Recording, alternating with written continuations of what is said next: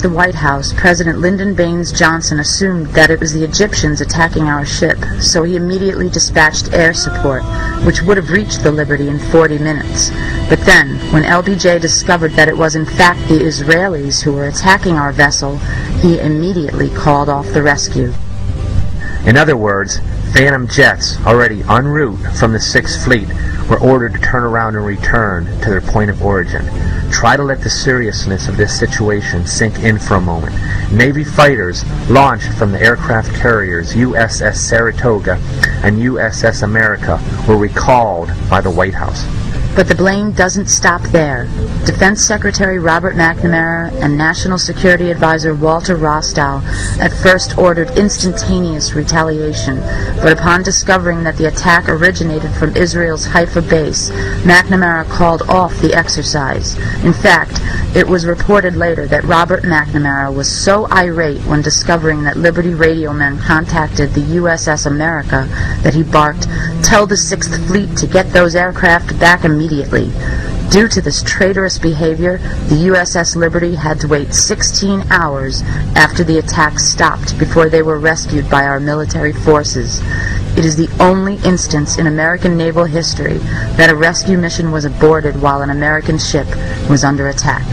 In all, the Israeli attack on America's USS Liberty, a ship that sat almost motionless in the water with no offensive weaponry while sailors sunbathed on its deck, lasted for 2 full hours, equaling the length of Japan's infamous attack on Pearl Harbor. 821 holes were found in the ship, resulting from aircraft rockets, cannon fire, and torpedo blasts, while over 3,000 holes from Israel's machine gun fire were also counted. Far more tragically, the Israelis killed 34 Americans that fateful day, wounded 171 more, and instigated the worst U.S. naval losses since World War II.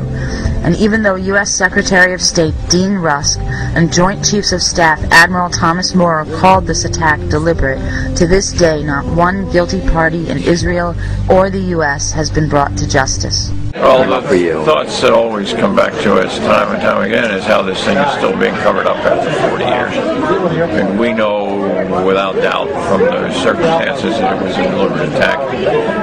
Anyone who looks carefully at the details knows that it was deliberate, and that includes such people as Dean Rusk, the Secretary of State, and all of the heads of all of the intelligence organizations. Will the record show that the statements of Mr. Ennis are correct? Here are a few quotes for your consideration. On the strength of intercept transcripts of pilots' conversations during the attack, the question of the attack's deliberateness just wasn't a disputed issue within the agency. Lieutenant General William E. Odom, former Director, National Security Agency, interview with David Walsh on March 3rd, 2003, reported in Naval Institute Proceedings, June 2003.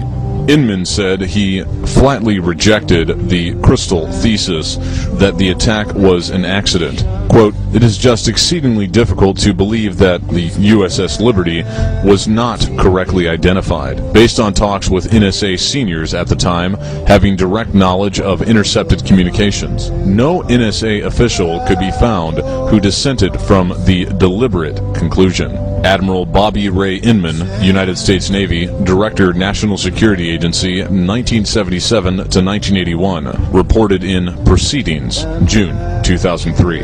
Quote, "I can tell you for an absolute certainty from intercepted communications that they knew they were attacking an American ship." Unquote. Oliver Kirby, former Deputy Director for Operations and Production, National Security Agency. Kirby participated in the NSA's investigation of the attack and reviewed translations of intercepted communications between pilots and their headquarters, which he reports show conclusively that they knew their target was an American ship. Kirby is considered the godfather of the USS Liberty and USS Pueblo intercept programs. From telephone interviews with James Ennis and David Walsh for Friendless Fire, Proceedings, June 2003. In a handwritten note, dated 26th August 1967 by NSA Deputy Director Louis W. Tordella, reacting to the Israeli court decision exonerating Israelis of all the blame for the Liberty attack. It is stated, quote, "A nice whitewash for a group of ignorant, stupid, and inept unquote. Ladies and gentlemen, the very word secrecy is repugnant in a free and open society, and we are, as a people, inherently and historically opposed to secret societies, to secret oaths, and to secret proceedings. For we are opposed around the world by a monolithic and ruthless conspiracy that relies primarily on covert means for expanding its sphere of influence, on infiltration instead of invasion, on subversion instead of elections, on intimidation instead of free choice. It is a system which has conscripted vast human and material resources into the building of a tightly knit, highly efficient machine that combines military, diplomatic, intelligence, economic, scientific, and political operations. Its preparations are concealed, not published. Its mistakes are buried, not headlined. Its dissenters are silenced, not praised. No expenditure is questioned, no secret is revealed. That is why the Athenian lawmaker Solon decreed it a crime for any citizen to shrink from controversy. I am asking your help in the tremendous task of informing and alerting the American people, confident that with your help, man will be what he was born to be, free and independent.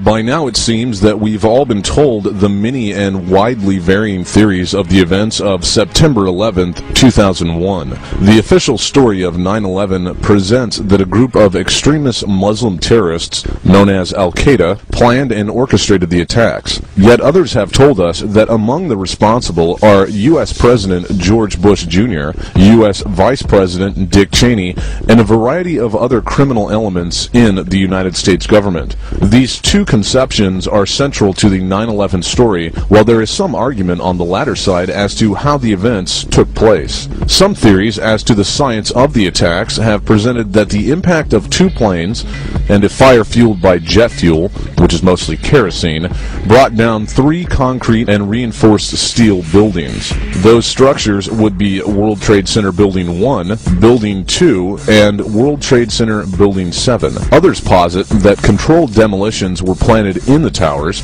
It is not in the scope of this video to prove nor dispute the science of how the towers came down that fateful day. However, it is our belief that among such theories, the case showing demolitions has been the most sound. Our intentions in this chapter are to specifically show you who was responsible for this mass murder of Americans. We will examine a group of people who are a corrosive mafia with a racial and religious cohesion. It will become clear how fraudulent theories concerning 9/11 have been fomented and end up benefiting this group, and how the foundational crime of September 11th has been the catalyst for multiple and far-reaching crimes by this well-organized, supremacist mafia.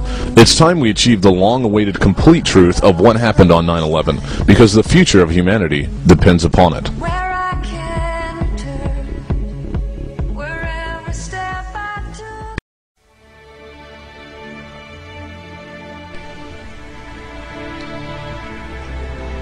There are 2 documents which are central to understanding the intricate planning for the events of September 11th. The first is titled A Clean Break, a new strategy for securing the realm, and shortened to the ACB doc.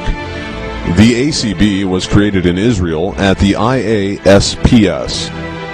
The core of the document illustrated a systematic plan to conquer the Middle East by engineering a flawless image of Israel and promoting the state as a great ally of the United States. The ACB doc was essentially duplicated in the so-called Republican think tank called the Project for a New American Century.